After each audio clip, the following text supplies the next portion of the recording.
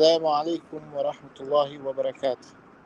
إن الحمد لله نحمده ونستعينه ونستغفره ونعوذ بالله من شرور أنفسنا ومن سيئات أعمالنا. من يهده الله فلا مضل له وما يضلل فلا هادي له، وأشهد أن لا إله إلا الله وحده لا شريك له، وأشهد أن محمدا عبده ورسوله. أما بعد, indeed, all praise belongs to Allah Azza wa Jal. We praise Him, we seek His forgiveness, His guidance, and whomsoever Allah guides, no one can lead astray, and whomsoever Allah allows to be misguided cannot be guided. I bear witness that none has the right to be worshipped except Allah, and Muhammad sallallahu alaihi wasallam, and is His last prophet and messenger. I would like to welcome you all to another episode and the history of the University of Medina and the contribution of its graduates and du'at around the world. First and foremost, I would like to say sorry for being late, starting late, and as well was a slight delay in terms of Taraweeh. Therefore, I literally finished at 10, and Sorry, that was Sheikh, your camera is off. Yes. I know. Right. I'm going to keep it off today, and thank you for letting me know. And as well, due to the Taraweeh ending late, this is a blessed month of Ramadan, where we all gonna do our best to, maximize from its blessings and do our best to reap the reward of Ramadan, inshallah. Bismillah. So, last week we discussed about briefly the in terms of the history of the Islamic University of Medina, how it started and the reason why it started. So, last week's discussion, a moment, we spoke briefly about, the introduction, that the Kingdom of Saudi Arabia had a special service to the religion of Islam, and that special service was into three projects, and one of them no other than the Islamic University of Medina, and the other two is the development of the two holy mosques and the sacred sites such as Quba and Qiblatain, Khandaq, Jabal al-Nur, Jabal Umar, and things of that nature. And then as well, the third one being the King Fahd complex, Mujamma Malik Fahd, the printing of the Holy Quran in Al-Medina. As well, Medina was chosen as the headquarters of the Islamic University, a decision attributed to the late King Saud, who was the first king after the father of that generation of kings. Till now we have Malik Salman, which is the current king, but we have his son Muhammad ibn Salman, Amir Muhammad ibn Salman, who is the son of the king who is currently governing the kingdom. Saud being the oldest one, he was the one who was advised by the Grand Mufti of Saudi Arabia, Sheikh Mohammed ibn Ibrahim, the teacher of Sheikh ibn Baz, rahimahullah, to establish the university. So the king ordered the establishment of the Islamic University of Medina in 1961, and with the purpose of spreading the message of Islam worldwide from the city of the Prophet Muhammad sallallahu alaihi wasallam, with students from every part and corner of the world. The Islamic University of Medina is a global university, Islamic institution with the mission of um, um, spreading Islamic values, and it was established with noble and high aspiration to convey the internal message of Islam to the world through dawah, higher education, and postgraduate studies, and as well installing and strengthening the Islamic spirit and deepening practical I can't say it in English at the moment, but so that people would be more devout Muslims and in their practices and in terms of from an individual and communal uh, perspective, and to build upon a sincere worship to Allah Azza wa Jal, which is Tawheed, and adhering to the teachings of our beloved Prophet Sallallahu Alaihi Wasallam. As well through preparing, translating, and publishing and encouraging scientific research on Islamic sciences, in particular in the Islamic and Arabic studies. And we have late Dr. Fa Abdurrahim, who's been one of the biggest contributors, who actually was one of the inventors on the concept of Quranic Arabic, which was the Arabic taught by the Islamic University of Medina. I remember I spent many hours discussing and being mentored by the Sheikh himself, Allah yarhamuhu. We had a very close relationship. He was the head of the translation department at Mujamma Malik Fahad, the Quran printing compound in Medina, where he had multiple. We know that in Mujamma Malik Fahad, the Quran is we have the translation of the Quran, translation of the interpretation of the Holy Quran in multiple languages, and the Sheikh was the head.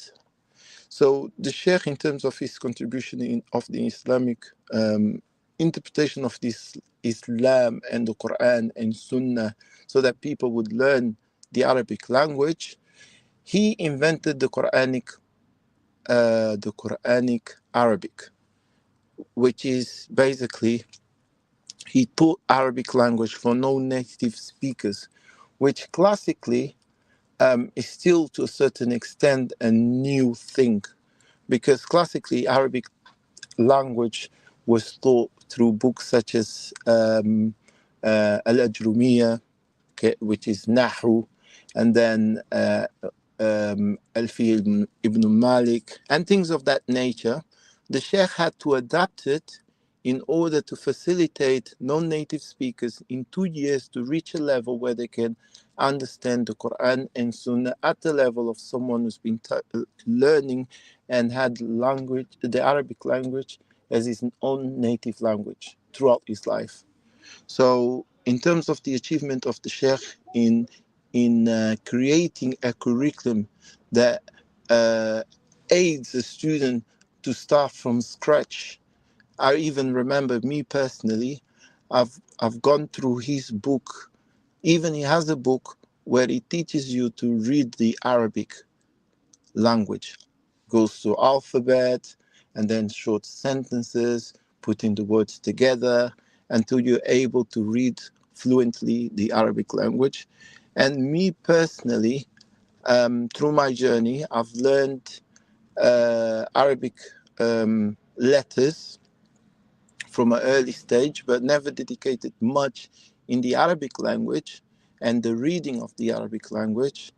And I've learned to read the Quran in a couple of, maybe without exaggerating, maybe in I would say in less than 24 hours, through a book that Sheikh published and made himself. So imagine not being able to read at all. But again, I was already familiar with sounds. I was already familiar, just lack of practice and taking my time to deeply focus in it, to be fair. So it's not that I didn't know nothing, but it is the fact that I didn't practice much. And my development only occurred in while I was in Medina University, which is a common mistake many brothers make. They hold, they hold themselves from learning until they go to a Muslim country, which is not wise. You should initiate your studying the Arabic and Islam in your hometown with your local scholars, local teachers, until you build to a level that you learned whatever knowledge is available in your hometown, and then you, uh, you know, expand your knowledge by traveling. Once you reach a level that there is nothing else you can learn in your locality, then you have to go overseas to further learn it. So that was my personal experience, and to highlight the impact the Islamic curriculum in the Arabic Institute had around the world. So, bearing in mind that Islam is still new in a non-Muslim land, and the Arabic language as well is something still new in a non-Muslim land. Never in the history of Islam have the number of Muslims lived under the rule of non-Muslim lands. So this is, and many of us also are converts, embraced Islam, and as well the mass migration to to non-Muslim countries of the West due to poverty, colonialism, and other factors that led this to happen is also to be taken into consideration. So we had the contribution in terms of, as I mentioned, in terms of the mission of the university was to so that students could spread scientific research on the Islamic language and the Arabic language as well. Islam as a science and the Arabic language. Um, so another aspect where the Islamic University has excelled was establishing and strengthening academic and cultural ties with universities, institutions, and scientific bodies worldwide to serve Islam and achieve its objectives. Um, we had scholars such as Ihsanullah Zahir, we had Dr. Sheikh Ahmed Law, we had multiple scholars from around the world, Dr. Bilal Phillips, Sheikh Muqbil ibn Hadi al-Wadi'i in Yemen. We had Sheikh Mahmoud Mal Baraki from Cameroon. We had many scholars who've been highly influential in their locality, and Sheikh Saleh Al Amin Mohammed Ahmed from Sudan. We had many scholars, and the list goes on and on and on. And these individuals had a massive impact in the Islamic development in those countries. I give an example. I interviewed Dr. Bilal Phillips maybe 2 or 3 years ago in Qatar, where I went through his influence. Uh, I went I went through the influence he had on on on. 1 second. Let me just.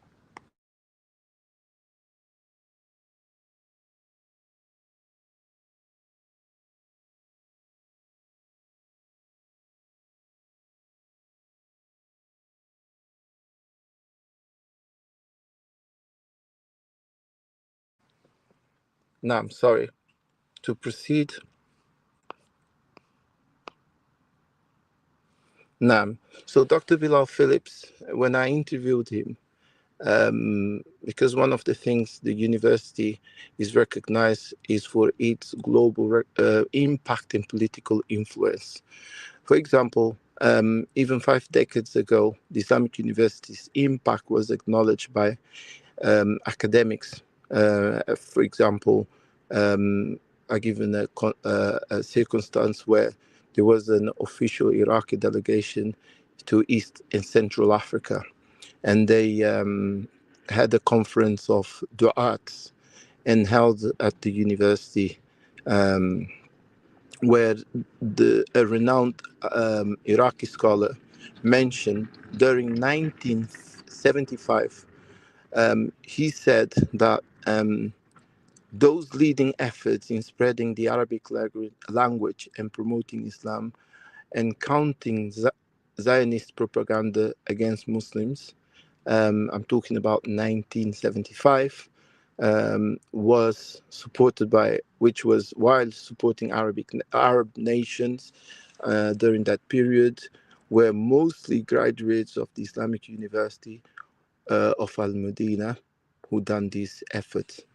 Um, I got another example where Sheikh Saleh Al Hussein, the uncle of my teacher, Dr. Sultan Al Hussein, Sheikh Saleh was the former president of the Two Holy Mosques Affairs, who now currently the the president is Sheikh Sudais, and Dr. Saleh, Rahimahullah, shared an account that he highlights the status of the university. He recalled that King Fahd, may Allah have mercy upon him, once, during a university council meeting, mentioned how the US president had brought up the Islamic University in a discussion.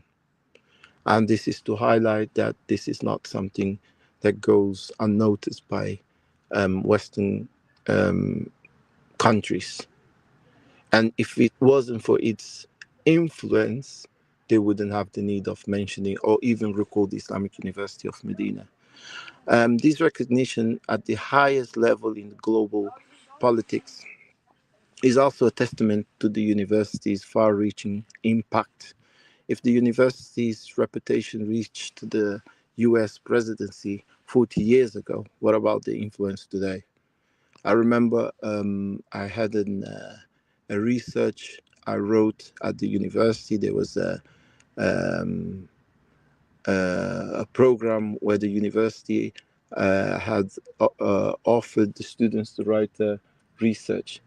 And I wrote a research that, by the grace of Allah, was a award-winning research on the impact of the Islamic University of Medina, where I discussed the topic. The title of its research was Leading by Example, on how the graduates of Medina University had to improve their skills when it comes to adapt to the needs of their locality and facing the challenges in their own homelands. So during that research, actually, the teachers that read through it, the professors, and that marked it and that awarded to be the winning research, they mentioned that that research could actually be implemented by the university in order to improve their curriculum when it comes to the graduates returning to their homelands.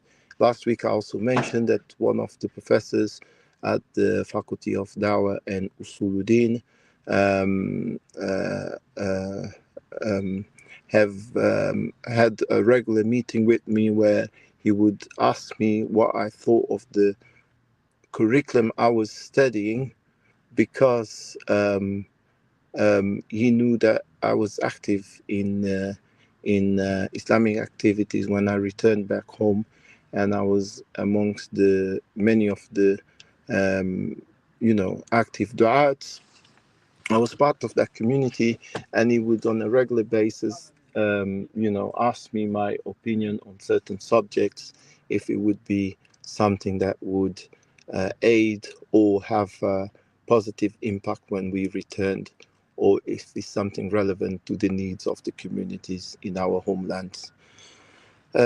Also, another aspect that I would like to highlight in terms of my personal experience with the university being also, I was elected to, or chosen to be, the cultural ambassador of the university, and I would travel to different countries, present Islam from a cultural perspective. And one of my most important projects is Center CC, is a page in Instagram where we discuss the impact Islamic civilization had for the global well-being, and in order to highlight that Islam as a religion, as a system, as a faith came for the betterment of humanity. And we have multiple case studies and stories, historical events that highlights the impact Islam had on humanity in general, not restricting to Muslims, but the positive impact Islam had in the world. And also, we through it we done exhibitions, and one of the exhibitions I've been working on for a long extent period of time is mosque tours, uh, through mosque tours through Islamic awareness, where we educate non-Muslims and visitors to the mosque about the Islamic culture, without necessarily being too direct in terms of, uh, um, you know, the typical common dawah,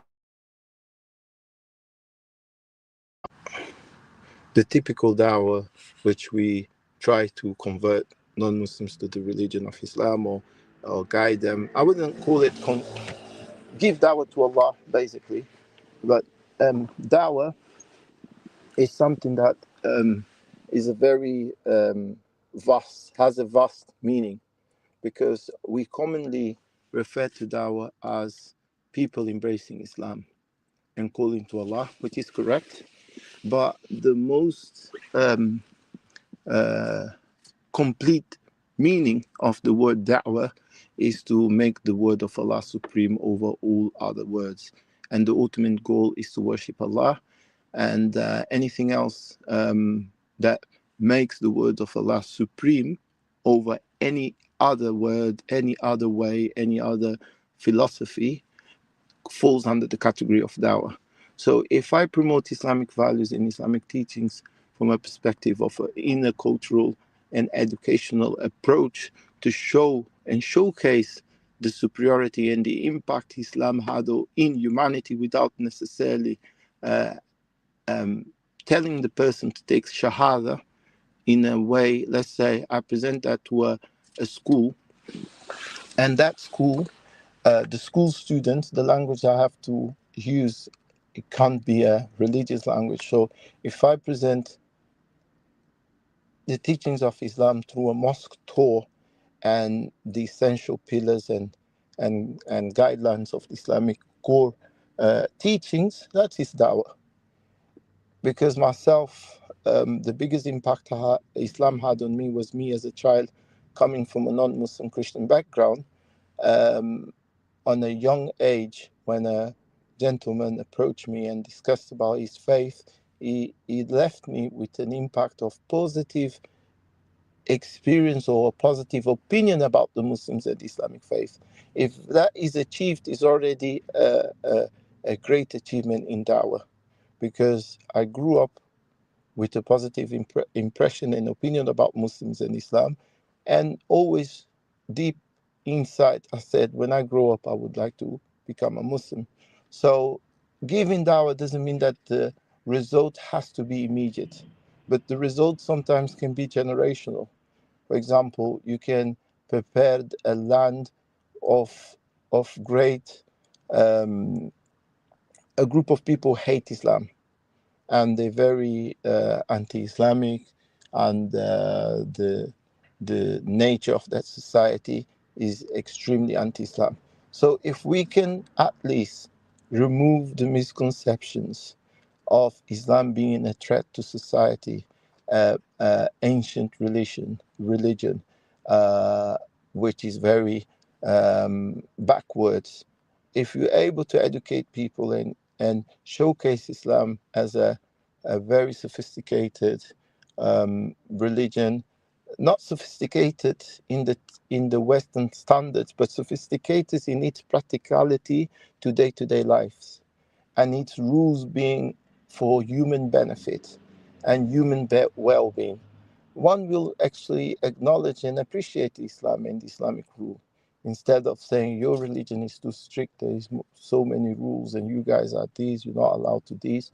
So in order to showcase our faith, sometimes we don't have to be like a preacher, but we can simply advocate the benefits of Islam and how Islam elevates humanity without necessarily being direct. And this can be referred as indirect dawah when it comes to the outcome, where you don't expect the person to embrace Islam, but you expect to leave a mark and a positive um, impression in the person who first learned and heard about the Islamic faith. So, um, graduates in high profile positions. I mentioned as well that many um, graduates of Islamic University of Medina have taken on key leadership roles worldwide, such as government official, religious scholars and judges, educators and university professors, ambassadors and diplomats. Myself, I worked in diplomacy for a short period of time in the sector of trade, but I have many friends who are currently diplomats and ambassadors who graduated from the Islamic University of Medina and as well from Kuwait, but highly influenced by Medina University approaching Dawah and prominent Dawah leaders. Let's then talk about Dr. Abu Amina Bilal Phillips as a um, graduate from the Islamic University of Al Medina.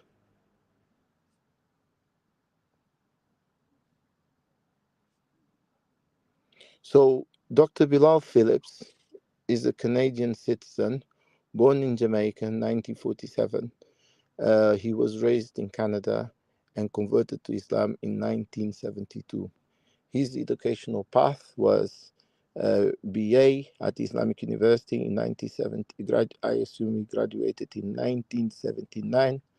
He had his master degrees in Imam Mohammed bin Saud University in Riyadh in 1985, and then he completed his PhD in 1994. He's part of some of his contributions um, was, for example, he funded Discovery Islam Center in Dubai, established English language Islamic literature programs in Sharjah. He also served as a professor in university across UAE and in the Philippines. He authored many books, and from the most popular books was, for example, The Fundamentals of Tawheed, The My Path to Islam, and The Crash of Civilizations. We have another prominent scholar, Ihsan Ilahi Zahir from Pakistan, who was born in 1941.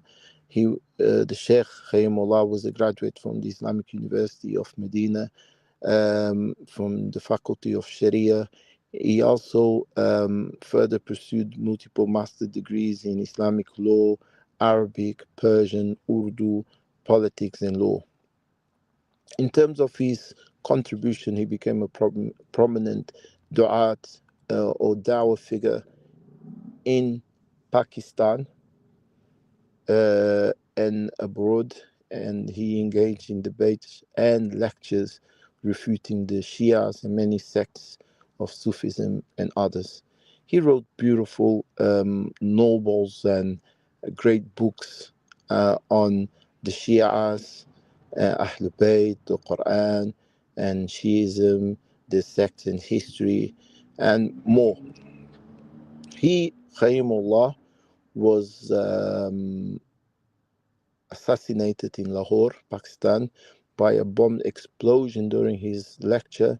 He was severely injured, and he was transferred to Saudi Arabia for treatment on orders of King Fahad. He passed away in 1987. He was buried in Mecca, in Baqi. Buried in Medina, Jannatul Baqi, in the cemetery. We also have another scholar, famous scholar, Sheikh Muqbil ibn Hadi al-Wadi'i from Yemen. He was born in 1937. in Dammaj, Yemen. Sheikh Muqbil was a pioneer in the Salafi Dawah in Yemen. He established Markaz Dar Hadith in Yemen, and attracting students from all around the world. And Dammaj was, an institution that um, we dare to say that had a similar impact of Islamic University of Medina, with a simple, where the students had a simple lifestyle. He studied in the institution of the Mahad al Haram in Mecca before enrolling in the Islamic University. Then he done his BA at the Medina University. Then he obtained his master's degree from Faculty of Hadith. And one of his supervisors is known, that was the late Sheikh Hassan Abdul Khaffar Hassan Al Hind, who was the father of my dear teacher and scholar, Sheikh Dr. Suhaib Hassan, who was the son of Sheikh Abdul Khaffar Hassan Al Hind, who was also a colleague of Sheikh Muqbil at the Islamic University of Medina. Sheikh Muqbil passed away in 2001 in Jeddah, Saudi Arabia, was buried in Mecca cemetery. For today, inshallah, we're going to stop here, and I hope that it was beneficial, and I ask Allah Azza wa Jal to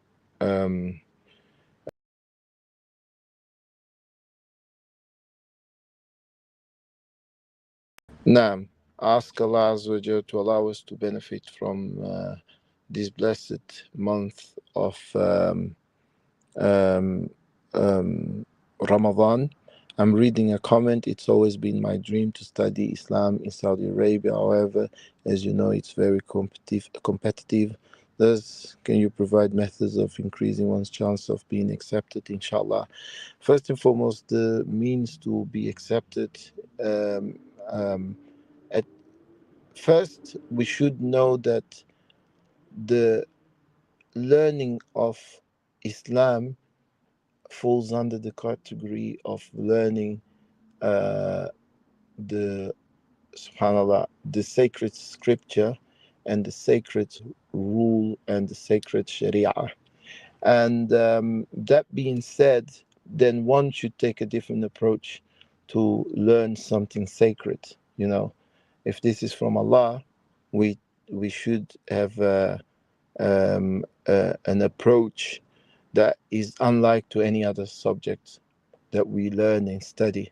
So it's highly spiritual. One should make dua, ask Allah to accept him, to use him as a means to spread his religion on earth, and understand his faith, and grant him the ability to act upon it and become an ambassador for his faith on earth. As for learning the religion, it's not restricted to place and individuals. You don't say, I can't learn except in one place, or I can't learn except from such and such scholar, but it's something that Allah can grant you understanding, where Allah can bless you and grant you the ability to teach it in a way that has never been seen before. So first we have to ask Allah for that, tawfiq, ability to learn, and accept us, to utilize us in order to teach and spread his faith. So once that is achieved, inshallah, Allah can bless you anywhere. You might never leave England. For example, in case you're from England, you might never leave England, and Allah is going to bless you to become the ambassador and the means of spreading and make Islam as a great how can I call it, a great means. Allah can utilize you to spread Islam and spread Islam in your homeland or areas of your origin. So we don't associate the the spread of Islam and learn Islam to a place, country, or individuals, but it's something that Allah can grant you from anywhere you go. Of course, there are virtues of going to Medina University, there are virtues of being in Mecca, there are virtues of those holy places. And it's known that throughout the history of Islam, the Masjid al-Nabawi has always been a place of learning the sacred knowledge. Scholars from all around the world, Islamic world, have traveled to go and seek knowledge and teach knowledge in those two holy places. But we shouldn't restrict ourselves and self-develop the knowledge to those places, but we should actually make efforts. As I said earlier, one of my biggest mistakes, I always wanted to learn Islam, but I kept delaying it, associating that learning and success in learning would be attributed to the place I go to learn. But no, it's not the case, because sometimes you might be too busy with many aspects of your academic life, which will not allow you, or an academic pressure might not allow you to digest the full knowledge. Why study, but then you only focus on the exams, while we know that our focus should be in implementing the knowledge we're trying to seek for Allah's sake. So that will, of course, be an obstacle in your learning, because learning should be something with the heart and digest it with your heart, and not to be worried and trying to memorize it and have the right answers. So I would recommend you to go to Medina, perform Umrah, make loads of du'as, visit the university, check the criteria for acceptance by the university, prepare yourself in advance, couple of years, get your GCSEs in case you are from England, the amount of GCSEs required. Also get, learn the Arabic language prior to leaving your country. Also memorize a big portion of the Holy Quran. And if you cannot memorize, make yourself familiar with the Quran at a very high level where memorization won't be too hard. Because imagine, one of the challenges a student faces in Medina, like myself, is that we had maybe 8 exams. Imagine you have 8 exams to study for, and you're gonna have to, do your best for it, and then you have to memorize the Quran, which takes a lot of your time. And if you are not familiar with the memorization of the Quran, it's going to even be longer and harder for you to memorize it. So it's extremely important for you to start and prepare yourself beforehand, so that you don't get stuck and in a position where you're going to struggle once you're in the country. And when you should be focused, for example, the disadvantage would be that instead of learning from the scholars who are the most senior and most knowledgeable, you're going to be busy with basic knowledge that you could have learned in your homeland. So you prepare yourself before going, then once you go, you can benefit to the maximum of what that place has to offer, instead of traveling all the way to a different country to study basics of Islam, while you could have studied those basics in your homeland.